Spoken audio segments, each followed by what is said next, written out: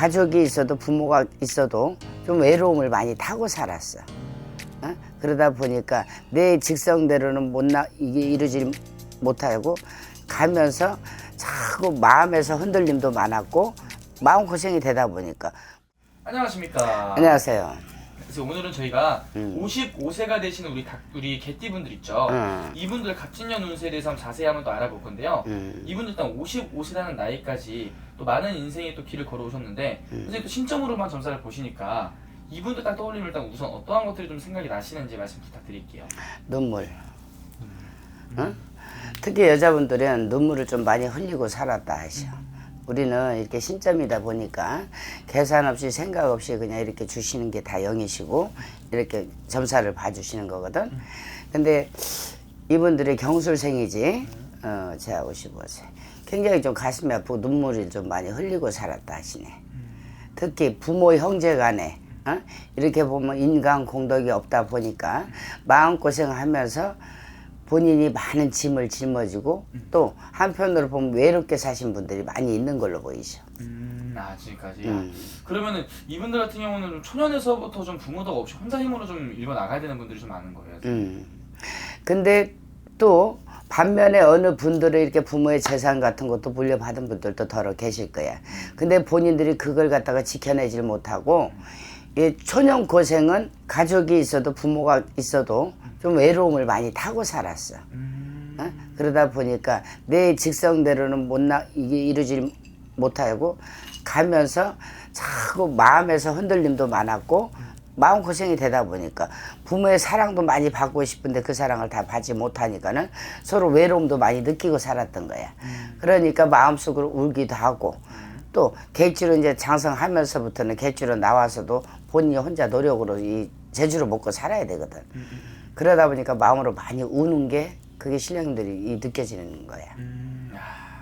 그럼 이분들은 지금 이 나이까지 살아오면서 이분들을 가장 힘들게 했던 부분은 어떤 걸로 그러면 가장 많이 눈물을 흘리신 거예요? 물론 재물도 재물이지만은 사람이지. 사람 때문에 가슴 아플 리 마음 아플 리 배신당할 리 상처받을 리 이런 게 좀 많이 있었던 걸로 보이시거든.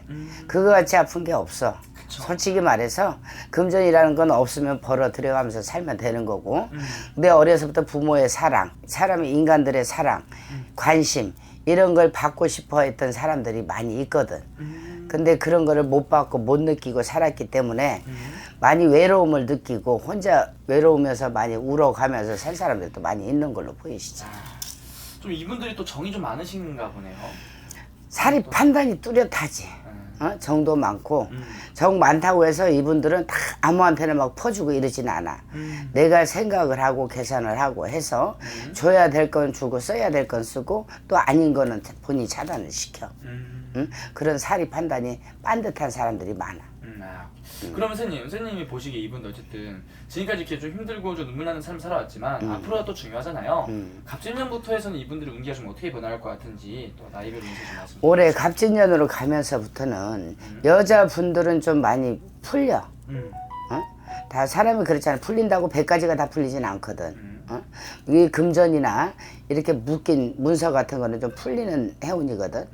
근데 이 분들이 갑진년에 가서는 투자 같은 걸 좀 하면 안 돼.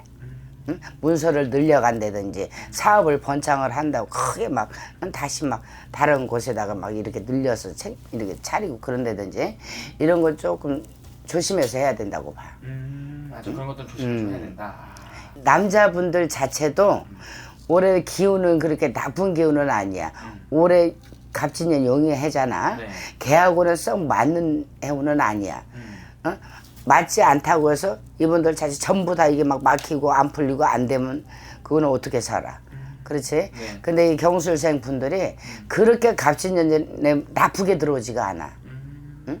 풀렸던, 이게 묶였던 금전도 그렇고, 묶였던 문서도 그렇고, 하려고 하는 사업 같은 것도 작게 잘 내가 다듬어서만 가면 괜찮게 보이시는데, 크게 투자 같은 거, 크게 뭉텅이 돈을 뭐 어디다 던진다든지 묻는다든지, 이거는 좀 묶이는 금전으로 보이니까, 그것만 좀 조심했으면 하는 바람이야. 오케이. 그러면 선생님이 보시기에 이분들 갑진년 하나님 선생님 말씀하시는 조심해야 되는 분을 조심을 한다면은 반대로 갑진년을 얻을 수 있는 것들이나 좀 찾아오는 기회들은 어떤 게 있을까요?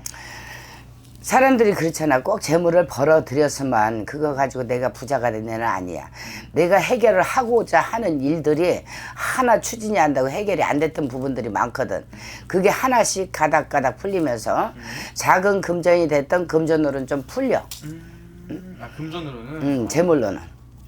그리고 내가 그렇지. 또 돈만 풀린다고 다 행복하지는 않거든. 인간관계가 됐든 가정 문제가 됐든 뭐가 풀어지지 안 했던 게 슬슬 조금씩은 풀려나가는 해운이야. 좋네요. 그럼 갑진년 한 해 어떻게 보면은 내가 좀 답답했던 이런 금전의 흐름이라든지 재물의 흐름이라든지 이런 것들만큼은 그래도 좀 풀릴 수 있는 한 해다. 그렇지.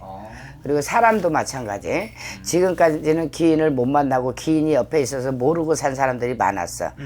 근데 있었던 사람도 귀인이 될 수가 있는, 또 없었던 사람들이 귀인이 들어올 수 있는 그런 해운으로 보입니다. 오케이, 알겠습니다. 그럼 선생님, 이분들 갑진년 한 해 몇 월 달을 좀 가장 잘 활용하는 게 좋을까요? 초창기보다 하반기로, 지금은 정월달이, 음력으로는 1월이야. 이제 가면서 6월이 넘어가면서 하반기 쪽으로 가라 그러세요. 조금씩 사업을 늘려도 하반기고, 돈 거래, 예를 투자 같은 걸 조금씩 하더라도 큰 투자는 하지 말라고 그랬어요. 본인의 기운에서 큰 목돈이 나가면 그 돈이 묶인다 하시니까 작은 투자를 해도 6월이 넘어서 6월이 넘어서 가을로, 여름 가을로 가는 거죠. 네. 그런 하반기 쪽으로 가서 조금씩 움직이는 게 좋은 걸로 보여. 하반기로. 오케이, 알겠습니다. 어쨌든 오늘 이렇게 쭉 말씀해 주신 게 또 나이만 보고 말씀을 해주신 거니까 이게 생년, 월, 일이 다 들어가면 훨씬 더 정확하게 나오는 거죠. 아, 그렇지. 알겠습니다. 그럼 마지막 이분들 위해서 한 말씀 더 해주시면서요. 마지막 인사 한번 부탁드릴게요. 경술생 분들이 재주도 많은 분들도 많고 머리도 영리하고 똑똑한 분들이 많아. 그리고 참을성, 인내성. 근데 한 가지 부족한 뚝성길이에요. 훅 한번 올리면은 눈에 뵈는 게 없어. 여자건 남자건. 그것만 조금 조심하시고 올해는 큰 투자 말고 슬슬 작게 움직여 주시는 것도 그렇게 나쁘지 않게 보이십니다. 감사합니다.